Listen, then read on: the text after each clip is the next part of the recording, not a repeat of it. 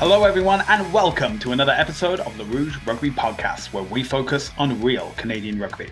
I'm Stu Hardy, joined as always by Derek Brissett. Derek, we had the final round of the Six Nations. We did. No surprise with Ireland claiming the Grand Slam, being as dominant as they have been, the world number one team since November of last year. Yeah. Some interesting results as well. A very narrow game between Italy and Scotland, which Scotland were able to turn it around right at the end to deny Italy a losing bonus point. And then France versus Wales, which I think even the most optimistic Welshman, and those don't exist. I was going to say, do those exist? Or that? No, absolutely not. Is that part of? But, I thought you got kicked out of the country if you presented any form of optimism, hope. You're like, hang on, I'm pretty sure you're English. Get out of here. Yeah. But still, a dominant France. But defensive errors. They conceded the first try of the game, and then they conceded 3 in the second half. So, of all the teams to leave France with a try bonus point, Wales. Imagine thinking that after their first game of the tournament.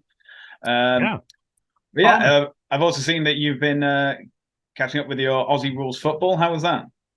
Yeah, no, that was good. We had a big training session. Our first second real kind of actual practice inside a dome at Upper Canada College, which is probably the most Canadian Aussie rules football experience you could possibly have, because you have to walk through the hockey arena to get to the dome. So, and then we capped that off by going to the Marlies game after. So we bookended our Aussie rules football practice with hockey. We also had to pass by a raccoon on the way to the dome too. So hockey and raccoon is the most Toronto way you could possibly get to a footy practice. You sure it wasn't Archie? Yeah, exactly. It might have been. I think it was Archie's cousin or something. I think it was his cousin. Okay. Always good to see the Archie clan though. Whenever here around the city here, I think we got a couple that live down my street as well. Speaking of hockey though, and connecting it randomly to other sports, I feel like Ireland, after watching the Six Nations, the Grand Slam, got a couple Irish guys on the Aussie rules football team, so they were all super hype on the weekend, and we kind of came to the conclusion though that Ireland is the Toronto Maple Leafs, in the sense that I do not care unless you get past the quarterfinal. Like, what does this matter? I don't care. Like, get out of the quarterfinal for once. Get past the first round of knockouts, and then exactly. For the Leafs, it's get out of the first round. I don't care how well you do in the regular season anymore. Get out of the first round. And for Ireland, cool, Grand Slam. That's awesome. I feel happy for you.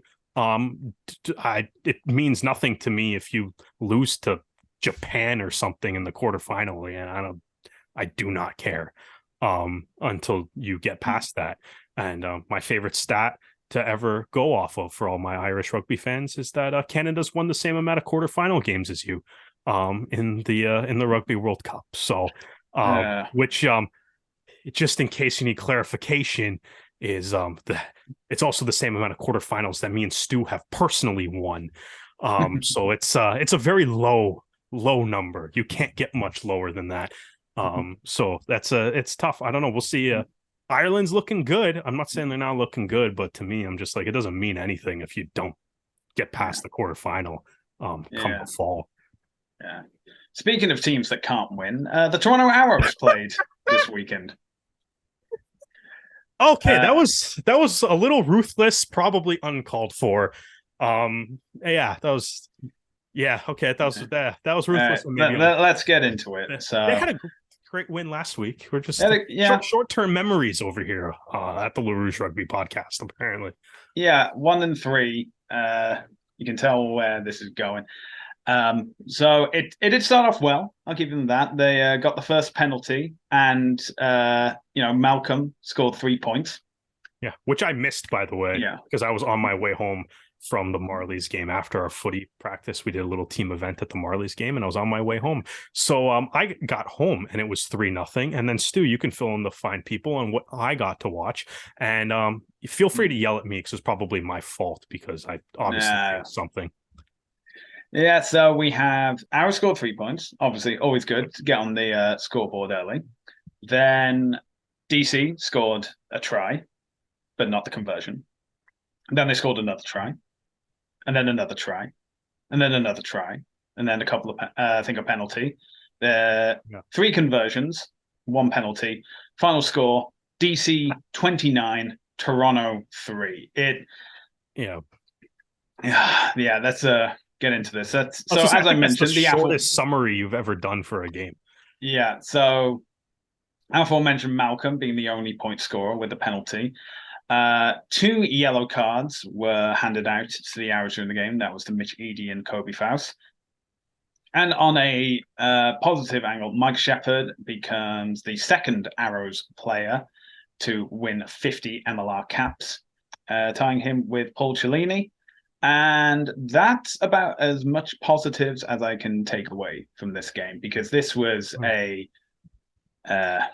yeah, let's get into the meat of it. It's a tough watch. Is that what you're trying to Yeah, get? it was, because it seems the same issues that have afflicted the Arrows like last season and previous seasons have just come back again, of the Arrows making progress into the opposition's half, into the opposition's 22, and then just unable to convert the points.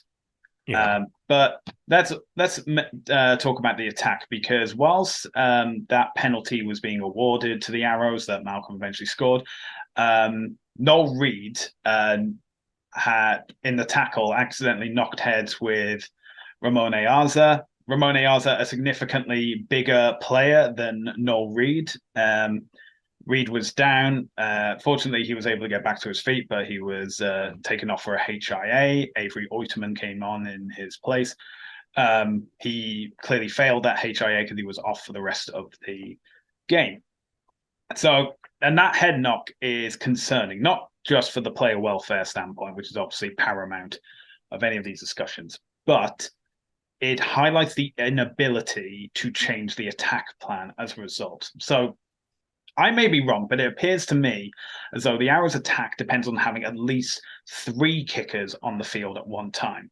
So that would be the scrum half, in this case, Ross Brodie, the fly half, Sam Malcolm, and then either the fullback or a centre that can kick. So that's either Reid or O'Leary. The Arrows have only scored once with fewer than 3 kickers available in a game in this season of MLR so far, and that's Faust's penalty versus New York, a game that they also finished with only 3 points. So after Reid went off, the Arrows conceded 29 points, and as I mentioned before, they were just unable to convert opportunities that presented themselves. So this leads to 2 things that I want to talk about. One, there needs to be a change in the attack plan when it comes to kickers on the field. If it's ball in hand, which it seemed to fall back into, there didn't seem to be a lot of fluidity to change from what had originally happened with Brodie, Malcolm, and Reid being on the field. Because statistically, the Arrows have only scored tries when there's been 3 kickers on the field. The game against Atlanta, when O'Leary came on, and then you had Malcolm and O'Leary, and I don't think it was Brodie on the field at the time. I think he'd been subbed off. But the scrum half, the fly half. The first game against Atlanta was Cole Brown. Brown. Sorry. So Brown, Malcolm, and O'Leary. And then you score a try. When it was the game against Chicago, you had Brodie, Malcolm, and Reid, and you scored 2 tries. Breen's been kicking a lot though, when you're like Breen had more kicking meters in this game than Malcolm, according to the MLR stats and stuff. So something that to keep in mind. Is true. However, and this isn't a knock on Breen at all, but it is just the sense of, with more like Brodie and Malcolm both have more MLR experience. Reid and O'Leary have more 15s experience at club level, and because Breen has transitioned from 7s to 15s, so it's a different style of play. Obviously, like the more time he has at it, the better he'll be. So at the moment, if you say like who are the kickers on the team, you'd say scrum half, fly half, and then with Reid, he's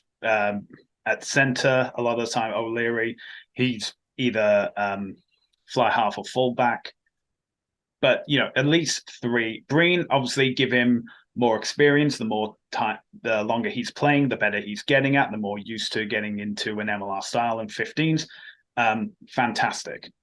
But the other point I wanted to make about the attack plan is that if it falls into this ball in hand style, and because I know we've had Pete Smith on, we've had Bill Webb on, and they both mentioned that certain front row players have left or gone to different clubs, and now we've brought in like bigger guys. Yeah. But it still seems to be like the results the same, that you're getting the ball into the 22, you're getting the ball into the opposition half, and you're conceding penalties, or the ball's getting turned over, and then it's back the other way. So if you've changed the players and the results are still the same, maybe it's the attack plan that needs to change. Obviously, the Arrows attack was a big talking point on social media after the game. And I mean, obviously, we're continuing that conversation into here. I think, I think a lot of teams try to, as to your kind of point earlier, I think a lot of teams obviously try to utilize kicking, and some, especially like around rugby around the world, is kind of getting really kind of waking up to how important a kicking game can be. We kind of saw it in this one as Diaz Bonilla had unreal job like controlling territory, setting up some tries with like 50-22 kicks as well. Like it was very the Old Glory DC like really utilized their kicking game to help guide their attack. But I think a couple of things with like the Arrows attack where my concern really is a couple things that we kind of like you kind of touched on already. One, it's like we're through 4 games, they've only scored 3 tries. 2 of those 4 games they didn't score any tries. Yeah. Right. And the real issue that I think I see is like you look at 2 of those tries are real long distance tries. Right. You had the O'Leary chip that Breen gathered, passed off to Richardson against Atlanta. Then, last week against Chicago, you had a Richardson chip it on. He regathered himself and offloaded to Malcolm for a try. So the 2 of those tries were from a very long distance. They were able to use a little bit of creativity and attack, and they scored tries from out there. Their second try against Chicago, the forwards kind of worked the ball inside the 22, and then Tassie and Reed had a nice line break. Tassie followed up, Malcolm followed that up, and they scored from maybe like 15-20 meters ish out. Right. The real issue that I'm seeing right now too is the forwards haven't scored a try yet. Right. Yeah. And, in a league where the line out and the driving maul is one of the more common ways that forward packs do score tries, that seems to me like that's kind of an issue 4 games in, that your forwards haven't scored a try yet. Right. Yet alone the fact that you've only scored 3 tries and have 43 total points, and which is last in Major League Rugby. Right. Yeah. Which is also last in Major League Rugby if you subtract the 5th game that a handful of teams have played as well. Looking at the Arrows and looking at this game, it's like there was trips in the 22 that there was a knock on, there's a handling error. There was just a breakdown steal from DC. DC was doing a great job at the breakdown through most of this game. Right. So something kind of ended it. There was even that one weird play where Richardson ran a really nice line. I mean, I know Richardson's not a forward, but like Richardson ran a really nice line, kind of ran into the post and lost the ball, which ended that opportunity as well. Right. But it seems like every time the forwards get into an opportunity to maybe like bang away at the try line, a few meters out, something happens. There's somewhere that something happens, they lose the ball, they turn the ball over. And, that kind of, to me, is where, when I'm looking at the attack, it's like, that's where my concern kind of lies the most. Is it's like, there's definitely opportunities. There's been opportunities in every game that they've played where they've gotten the ball down there. Right. They've they've gotten into the try scoring opportunities, and then it's a missed line out. It's some sort of other execution error on the team that's what ends the threat. And I think a lot of that happened in this game as well, right? Just some execution errors when you're inside the 22. Because I mean, through the first 4 games, they've only really had one trip inside the 22 that turned into a try. Yeah. Right, through 4 games, which isn't good enough. No. Right. It's tough. I think part of it was that, we're riding a bit of a high last week on Sam Malcolm's incredible performance. Yeah. Scoring, like we said, it's been talked about so much this past week. 27 points and a 27-26 win. It was incredible. Got a full house. It's probably not going to do that every week, though. Like, no, what I mean? And it's unfair to expect him to. No, exactly, right? So it's like, I mean, it took right now, like the Arrows are 1-3, and it took arguably the best individual performance in the history of Major League Rugby to get them that one. Yeah. Right. And right now, like I think the attack is like it is tough. Like I said, looking at the MLR standings. Hold on, let me just pull it up so I make sure it's right. Like looking at the MLR standings right now, they're points for, they're at 43. The next closest team is Dallas at 69. Now Dallas has played 5 games. So if you subtract the 5th game that they just played against Chicago, it comes down to Dallas is only at 47, which also includes a game that they got shut out by San Diego in. Right. Yeah. But, Dallas, even with that, though, Dallas through their first 4 games had 2 tries in their first game, 5 tries in the second game, 1 try in the third game. They got shut out by San Diego, and then they had 4 tries against Chicago. So it's like they're finding a way to kind of score tries. Dallas's problem seems to really be a lot of they're giving up a lot of points. Yeah. Right. But at the same time, though, the other flip side of this too, which is also maybe a concern for the Arrows, is that they're right now they're 10th in points against, right? Meaning they've allowed the 10th most. They've allowed the 3rd most points in the league. But again, with that, if you take out the teams that have played 5 games, one of those teams is the NOLA Gold, who through 5 games has allowed 119 to the Arrows 111. So if you subtract that 5th game, they actually drop to 11th. If you subtract Dallas's 5th game, they still have more points allowed than the Toronto Arrows, which is, probably also an indicator of why Toronto and Dallas find themselves at the bottom of the table in their respective conference, right? Yeah. Scored the least amount of points and you're giving up the most amount of points. It's not that's not a good recipe for a successful team, right? And I think beyond that, it's even if tries aren't going over, 2 games where you only score 3 points is a tough way to start the season as well. So like, and I don't even think like Malcolm didn't even hardly have. Sorry, I was gonna say Malcolm. I was just double checking, but Malcolm only had 1 opportunity for a penalty.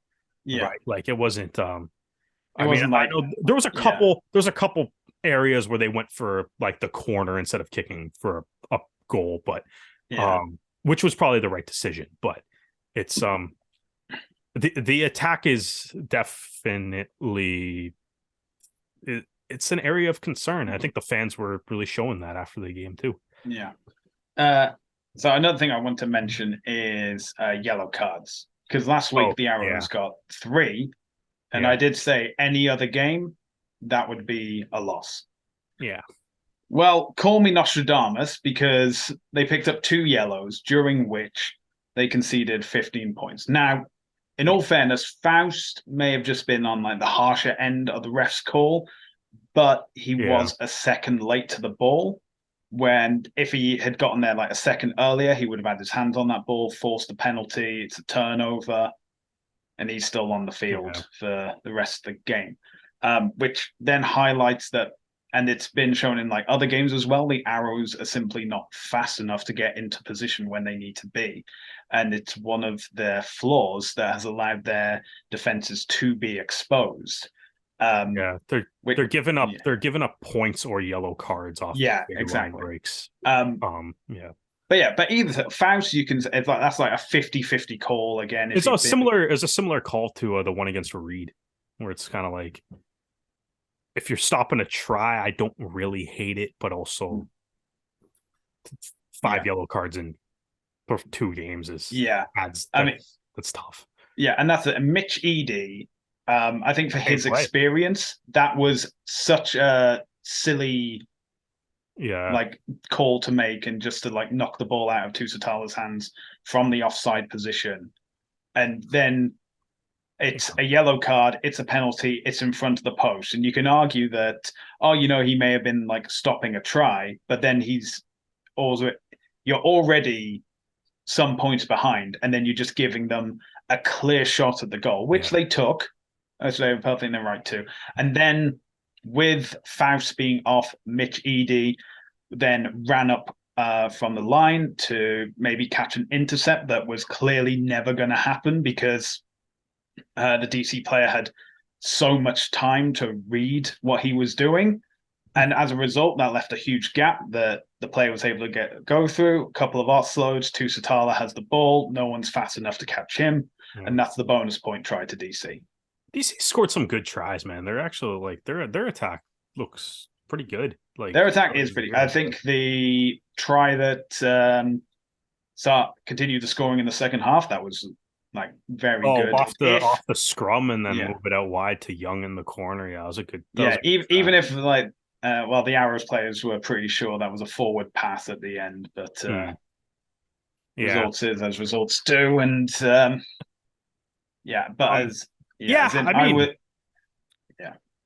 mean, credit to DC, because they took the opportunities that presented themselves and were able to capitalize. I know, like you kind of just said, it's looks like Rumble was kind of frustrated with the ref a little bit this game too. I don't know. Even if the ref was perfect, the Arrows got outplayed in this game. I think one of the big things, I think, for me, from looking at this too, was, so I wrote in my match preview on the Rouge Rugby Black Box that there was basically 2 really big matchups that I was kind of looking for in this game, which was the halfbacks, so Brody and Malcolm versus Tusitala and Diaz Bonilla, and the other one was the pack, the 2 packs, right? Yeah. Part of the Arrows' success against Chicago last week was the pack was great, right? They were winning penalties at the scrums. The lineouts were perfect. I believe they were perfect. I don't think they missed one against Chicago, right? The mauls were good. I know I've said earlier in the show that the Arrows forwards haven't scored a try yet, but they definitely helped set up one try, and they certainly set up the drop goal last week against Chicago, right? So they were playing quite well. They played quite well against Chicago. But this game, I think it was like DC scrum had an edge on them, right? The line out wasn't as crisp as it was, right? DC's line out was good. Their scrum was obviously good, right? And, losing that matchup, I think, also kind of contributed to how this game went. But the other thing too is, like the halfback pairing, obviously, Tusitala scored a try, right? But also Diaz Bonilla had, how many points off his boot? He had 3 conversions and a penalty, so he had, right, so he had 9 points off the boot there. But it's, it was the way that every kick that this guy made was like perfect. Yeah. It was insane to watch. Like, he had a couple 50-22s and like long 50-22s too, right? Annoyingly. Yeah, exactly. Annoyingly, some perfectly placed kicks. There was a couple Arrows penalties where it was like he would get the ball would be like inside the DC half, and then the lineout would be like on the 5-meter line or whatever. And it's like, like he was Diaz Bonilla's boot was just absolutely on fire during this game. And the Arrows had The Arrows, I think, according to the MLR app, had more possession in the game, but the territory was big edge to DC, right? And Diaz Bonilla was a huge factor in that, right? So the Arrows were in their half a lot of the time, right? And even if they had the ball, I mean, as as the game went on too, they started to try to maybe run with the ball a lot more, to varying degrees of success at certain points. Right. But it's, like those two matchups, I think, were going to be key going into the game. And then the Arrows came up on the wrong end of both of them. Right. And I think you obviously want your best players to be your best players. That's how like most teams will succeed in any sport, in any league. Right. But like right now it seems like, it is kind of in that line of like, it's concerning that it's like, okay, if Sam Malcolm doesn't have something going, like where's the attack coming from? If, maybe, the other 10 is playing outstanding. Right. And like he kind of, because the game against Chicago, it's great, but it's like, it's a lot of Sam Malcolm doing stuff, right? So it's like, I don't know, I feel like when I'm like watching like other teams in the league, I feel like one of the things is like, you're talking about like the kicking and stuff, right? Or maybe like, maybe some more dynamic options in the backs, run some different lines, run, maybe, do a couple different, make a couple different like backline plays that maybe off set piece or whatever. I think like in a weird way, I'm like watching some other teams, like watching like San Diego. It's like, what I kind of wonder is like San Diego seems like a team that it's like whenever they need a try, the ball goes to Nanu or Augsburger. Right. And it's like they're not, maybe they either score or they don't, but they also kind of make something happen. Right. Like Augsburger scored a try in the game this weekend that was just like a terrible pass. It was admittedly a terrible pass from Nanu, right? That went nowhere. But then he just gathered the ball and made like 4 guys miss tackles and scored from like a nothing play, right? And it's kind of like, I guess like that's kind of my thing right now is like, I don't know, like who's like the Arrows kind of like game breaker guy gonna be? That's just like, if the Arrows need to try, like just give him the ball and he can like kind of make it happen. And I'm not like, I mean, statistically, it's Sam Malcolm. Sam Malcolm, yeah, but also statistically, Sam Malcolm has 3 tries in his MLR career, right? Like Sammy the boot for a reason. He scored 2 tries last week and was outstanding, but that's also kind of the thing, right? Like both those, that one play, that the first try that the Richardson scores, like Malcolm started that play and then followed that up, right? And it was a try of the week. It was a try of the week. Like the Arrows are they're scoring good tries when they score them. Like 2 of them in highlight reel for sure. Yeah, right? but that's my issue is it doesn't matter how good it looks. No, just score the damn try. Exactly. But I think that's what it comes down to, though, is at the end is it's like they got to make the opportunities in the 22 count, right? And like the forwards have to be able to punch something in, whether that's a maul or that's just, working through the phases, grinding down at the line, right? Even if it's just, right. And it's like, even if it's just, I know I'm saying they haven't scored a try yet, but even if it's just like, hey, break down that defense on the try line, be able to like set a platform and then have Brody swing it out wide to Oideman or whoever, or Richardson or whoever, Goodall, whoever ends up on the wing, right? To finish in the corner, something like that. Because right now it's the attack is a concern, and there's got to be a little bit of a shift from that, because obviously 3 tries for 4 games is going to be tough to it's tough to win rugby games when you're like, well, one, you have 2 games where you don't score a try. It's always going to be tough. It's tough to win rugby games when you don't score a try. It doesn't happen too often. So Definitely So something that's going to need to be fixed. yeah, Did you mention? Do you have anything else to add? Sorry, I was going to say, should we talk about Mike Sheppard for like 2 seconds, or do you have something else before we get? We'll talk about Mike Sheppard and then we'll conclude talking about this game. Mike Sheppard, we had him on before the season began. He's the second player to play entirely for the Arrows and reach 50 caps. Going on social media, every player has been talking about like how important he is to the team, how it's more than a game, and giving him the due credit of achieving 50 caps with the Arrows.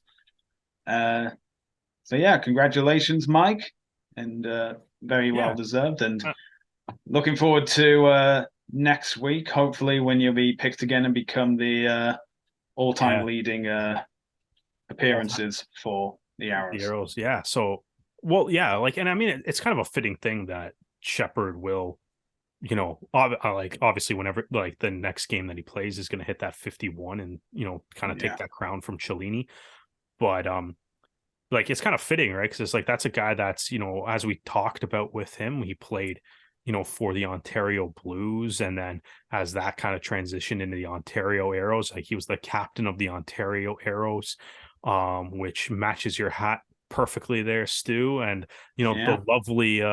the lovely kind of blue and gold era that disappeared for a little bit, and then the Arrows brought back, and it looks so good right now. But that's the one thing we can still say, man. No matter what it looks like on the scoreboard, we still have the best looking team in the league. But so it's something counts. But yeah, Sheppard, he's been a captain, part of the leadership group for the teams. Like, he was a all MLR player in 2019.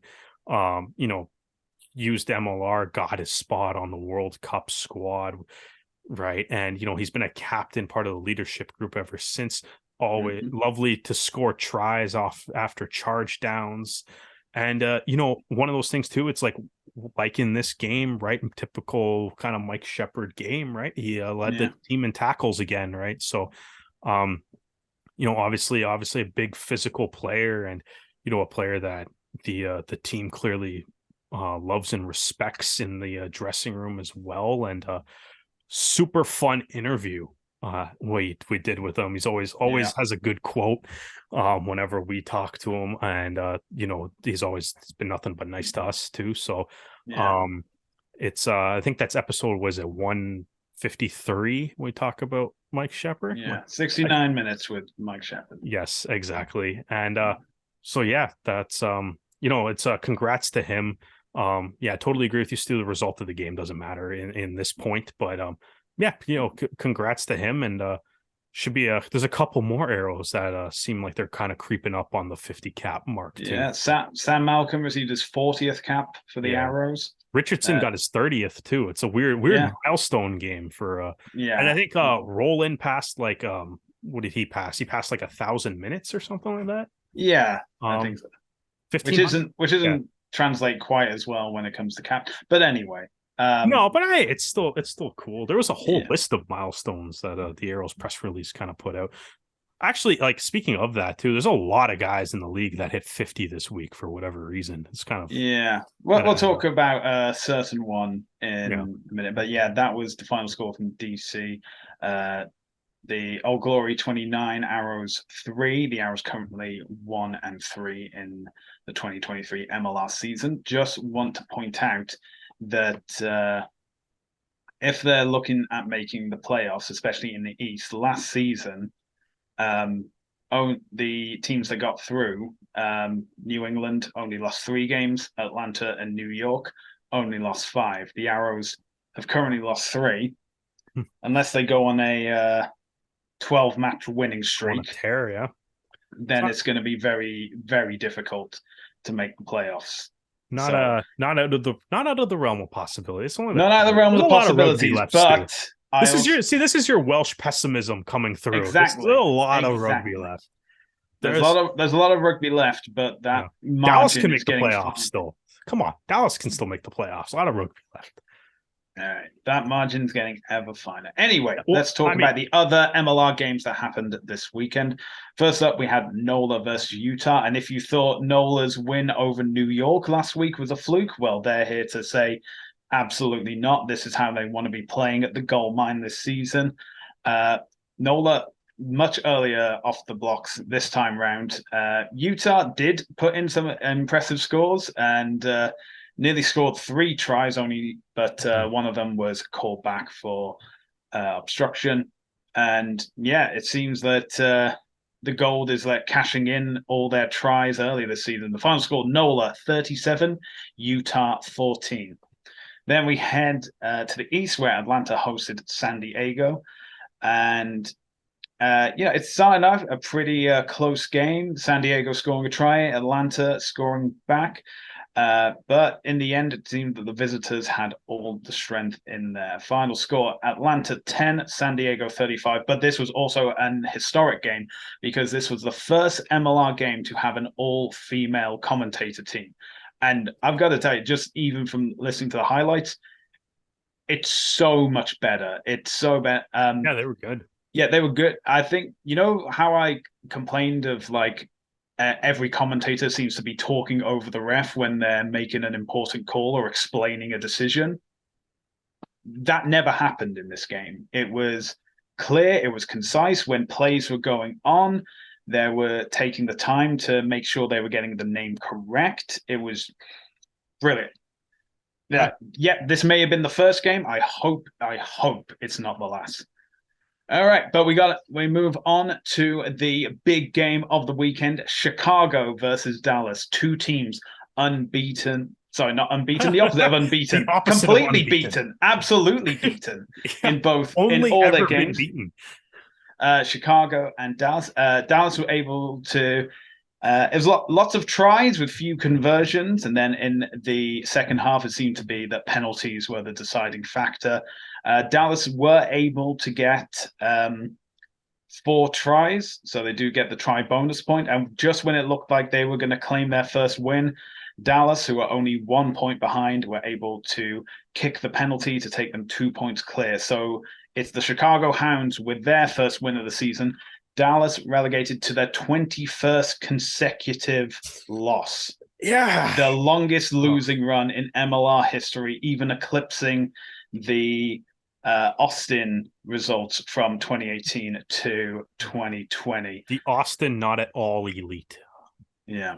Final score: Chicago 24, Dallas 22. And then we head to the east for the Chowder Cup between New York and New England. Now, I had said, Mount Vernon seems to be like Castle Grayskull. New York are just so powerful when they were there. Well, and I told you they've won 2 games. Yeah. Turns out they don't have the power because New England just came in and absolutely demolished them. The final score: New York 18, New England 33. And speaking of New England, one of their signings in the offseason, former Arrow Cole Keith, has won his 50th MLR cap. So I think it was 46 with the Arrows and 4 with New England. So Cole, congratulations. We're looking forward to seeing you, run onto the pitch at York Lion Stadium. If you want to have an off day, have it against the Arrow, just for old time's sake.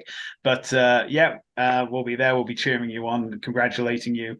And yeah, looking forward to 60th, 70th, and all the other caps yet to come. It's been a lot of interesting action taking place at the Gold Mine, at the former Snake Pit at Mount Vernon, and at SeatGeek Stadium. And interestingly enough, about SeatGeek Stadium, it has been announced by Major League Rugby that the 2023 championship final will take place at SeatGeek Stadium in Chicago, and it's going to be part of a culmination of a rugby weekend that will take place on July 8th. So this is the first time that the league has predetermined where the final will take place. Maybe at a neutral venue, we don't know. Chicago may kick into high gear now they know that they'll be hosting the final and go on a 13-match unbeaten run, taking it straight to the grand final where they'll be hosting the dang thing. But it's been a mixed reaction, I should say, on social media. Wouldn't you say, Derek?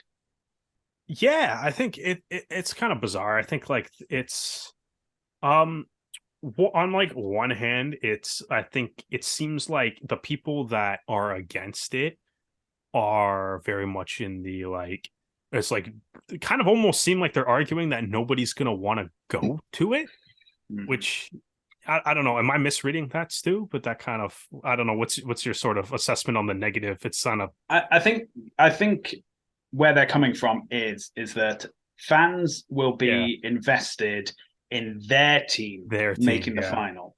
And yeah, it obviously depends. Well, last year and the year before, it was whichever yeah. team is ranked highest overall, they would have That the also, home fixture. So it's yeah, so I can see where they're coming from, because if say, the Arrows were to turn it around and finish top of the East, and yeah, then they have um they'll have their bye week from the eliminator, they'll host it, and then they'll win that game, yeah, and then it's like, hey, congratulations, you're in the final. yeah, And even though you finished top and you had the most points, you have to go to Chicago. yeah, And when it gets to that point, I think, yeah, some fans and some teams are going to be miffed if they have to go to a yeah. neutral venue. Oh, I will say, SeatGeek Stadium is probably one of the It's closest stadiums that Arrows fans can go yeah, to. it is. It's But it's that funny. is, I think it's yeah, the Chicago's what the closest team to Toronto. They're in the opposite conference.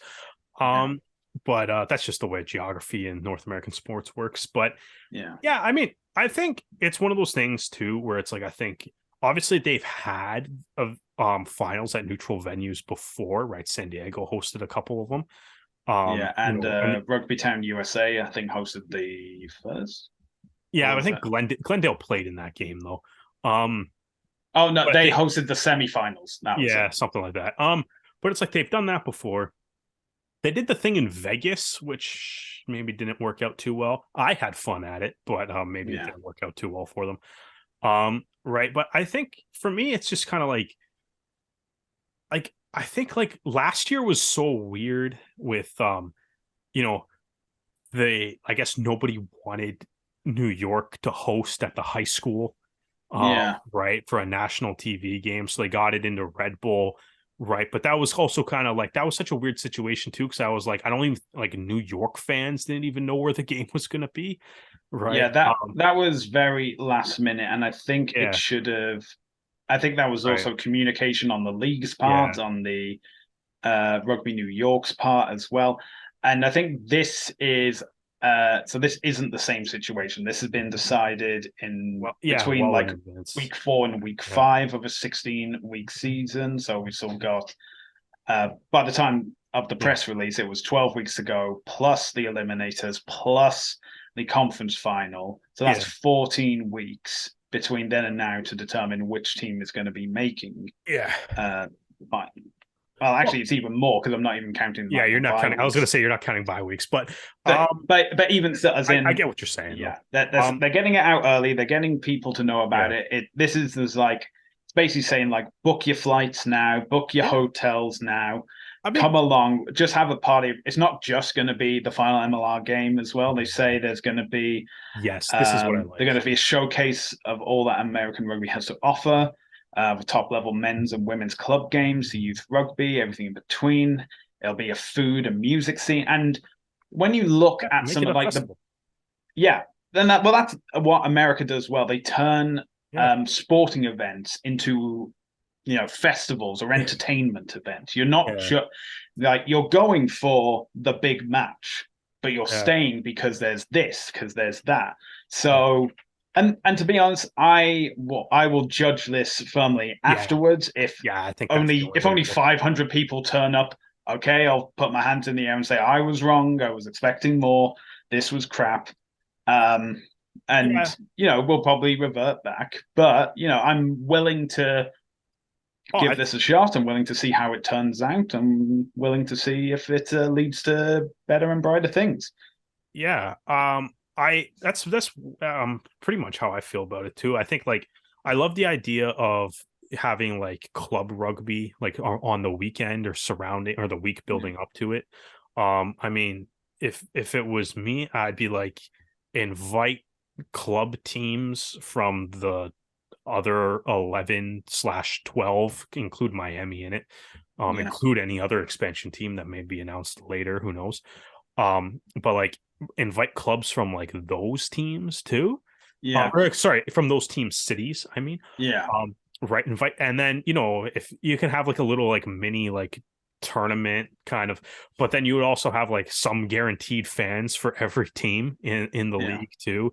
But also like like I think it's a good idea. Like, I mean, if they're talking about like music and stuff, so maybe like it'd be cool to see who like announce maybe who's gonna perform ahead of time too, Yeah. because that could be a bit of a numbers bump for people as well. I like the idea of turning it into like the atmosphere and stuff. This I think like the one thing that I think is like, like when we were talking to Bill Webb a couple of weeks ago, that he mentioned that one of the criteria for expansion is your ability to host a final, right? Mhm. And one way to ensure that the final is always going to be in a stadium that the league deems appropriate, that you want to see on national TV, is going to be to have a predetermined venue.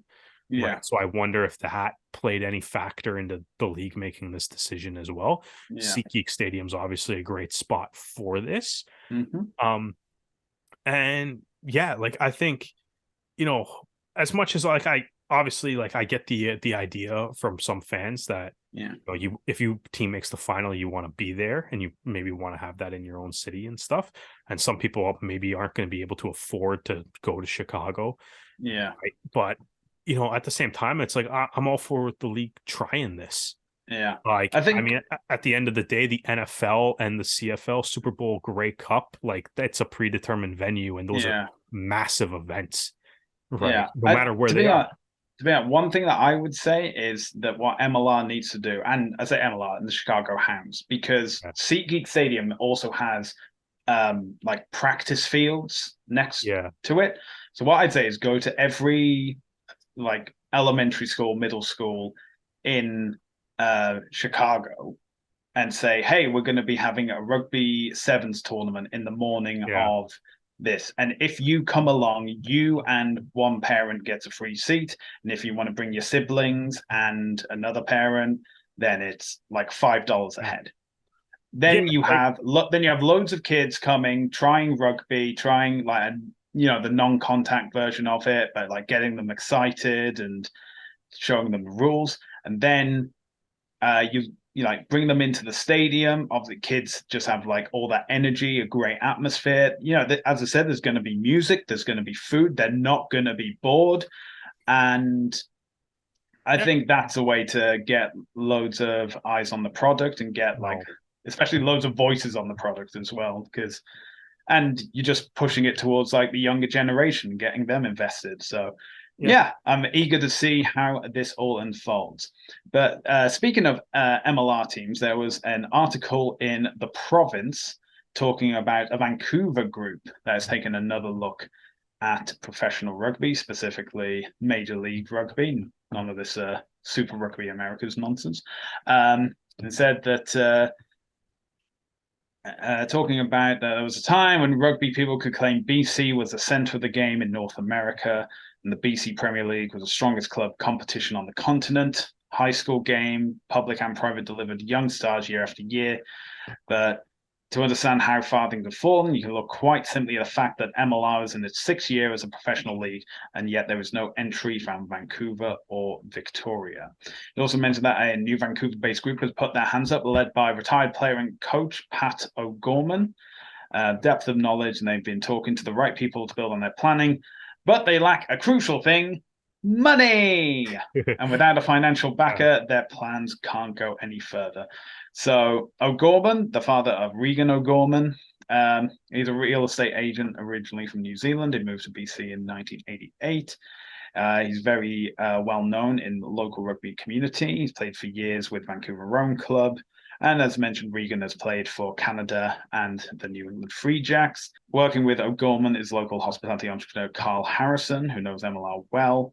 He was heavily involved in the first year of the Seattle Seawolves and has been part of an organization that was attempting to bring rugby to, MLR rugby to Vancouver all the way back in 2018.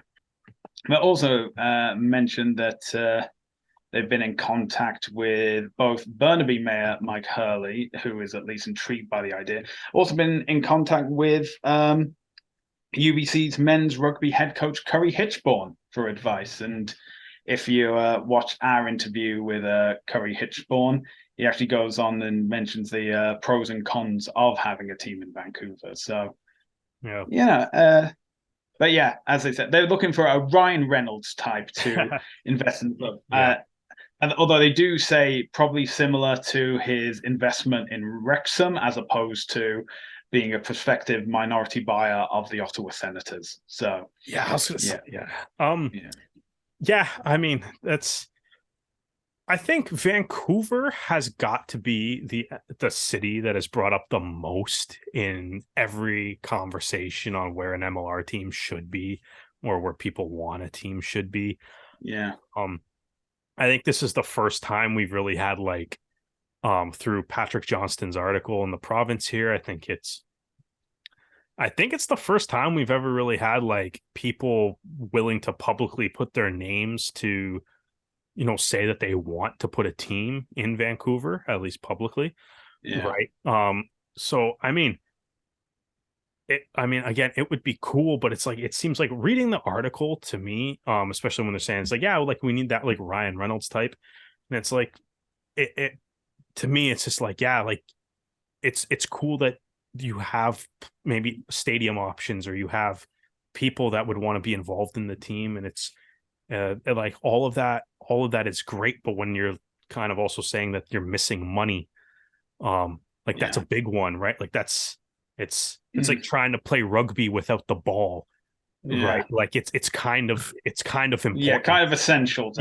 You need it. Even if you can have a rugby game, you can go to Twickenham, have 80,000 people in the crowd, have 23 players on each side. Everybody's dressed in the best looking kit, right? Play the anthems, but if you don't have a ball, you're not playing rugby. Exactly. Right, you're just standing around on grass. Yeah, just saying. I like rugby. I think it's really good. I think I can score a lot of tries and prove it. Yeah. No. It's As if I think it may also be worded in a detrimental manner. It may just be look, we would appreciate a Ryan Reynolds type who is, has a lot of money, is interested in sport. But what they're really saying is we're looking for investors to invest in this team. Because they failed to mention that, the Men's Rugby World Cup is coming to the United States in 2031. That they do mention that MLR has mentioned about expanding till the end of the decade with 2 new teams every year. Whether that actually happens or not is yet to be seen. But but speaking of the team. My other small concern, though, is this all the teams that the MLR seems to give expansion teams to are the teams that are quiet. Yeah. And you know what I mean? Hawaii didn't end up with a team, right? You get we got some rumblings of Miami, but you didn't really hear too much about Miami. Chicago's just kind of been happening for years, I guess. But there was never really a big it's we want to put a team in Chicago kind of article. I wonder how the MLR feels about the article and stuff. That's all. Yeah, I think as you mentioned, it's been one of those things of ever since the league's been around, people have been asking when's the Vancouver MLR team coming around, and the response is if someone wanted to have a Vancouver MLR team, they would have had one by now. It's when they get their ball, aka money. Yeah, they need money. Yeah, apparently. Well, speaking of MLR teams and on the search for what they need, the Miami Sharks have come out publicly saying that they're looking at potential stadiums, one of which is the Florida International University Stadium, which is currently being used for both the university's American football team, but also for Miami FC, which is the USL soccer team. It's a 20,000 seater stadium, open plan. It's so from what I've seen from Miami FC games is that the dimensions are there for a soccer game, so therefore they should be there for a rugby game as well. I feel like the end zones will be quite small because there's very little give between them and the stands, but it is like amphitheater box type setups that all the fans are quite close to the action, so it is pretty good. It's a college sport, so therefore it has the facilities to be able to broadcast games. They have a video display board as well. It is a turf pitch, which I know that a lot of people aren't really fans of, but it was most of the league. But it is I believe, a 20-minute drive from Miami International Airport, so very easy for fans to get to. That's better than the Panthers. If you ever been to a Panther hockey game, it's in the middle of, I don't even know where it is. It's in Sunrise, Florida. It's like 45 minutes away from Miami. That's terrible. But yeah, but I gotta say, I do appreciate the Sharks being like open and transparent with their plans. They also put out a survey of 3 different types of kits and asked the fans to give their responses of what they felt should be their home kits for the inaugural kits. Sorry. For the 2024 season. They look nice, actually, too. They do look nice. But I hate the black one, though. We don't need another black team in the league. I'll vote for the black one. Yeah, pink and blue, I think, is a good color combination. But considering when you look at some of the MLR teams, and it's easier to get blood from a stone than it is to get certain team information, just having the Sharks being transparent is, something really great to see. They also announced their chief operations officer, who will be coming in for the inaugural season and in the build to it. It's Mariano Marco, saying that thrilled to have him on board. He knows his leadership skills, experience, and passion for the sport, and Miami will take our team to new heights. Let's give Mariano a warm Miami welcome. I think. So, yeah, it looks like things are coming along quite well for the Sharks. Yeah, I was going to say, I think, I've really been liking the Miami Sharks rollout, and I think this is how the league should be. I know maybe the Chicago Hounds were maybe in a tough spot given how last year ended with Austin and LA dropping out of the league, but I think I think what is happening right now with Miami is kind of the way the league should be doing it, right? Where it's announce it a full season ahead of time, and then as the current MLR season is happening, drop these little bits of news. We got a logo, we got a logo, we got the jersey poll, we got we're getting the COO news, we're getting a little bit of stadium news, whether they actually end up at FIU Stadium or somewhere else, whatever. But it's well done because as we're doing right now, it keeps the Miami Sharks in the MLR news cycle as the season's happening, right? So it's we're still thinking about and talking about the Sharks, even though there's a whole bunch of great games that happen on the weekend, but the Sharks are still a news story, right? And I'm sure when it actually circles around and they get their first win before the Dallas Jackals do next year, we'll all be really excited. Yeah, definitely.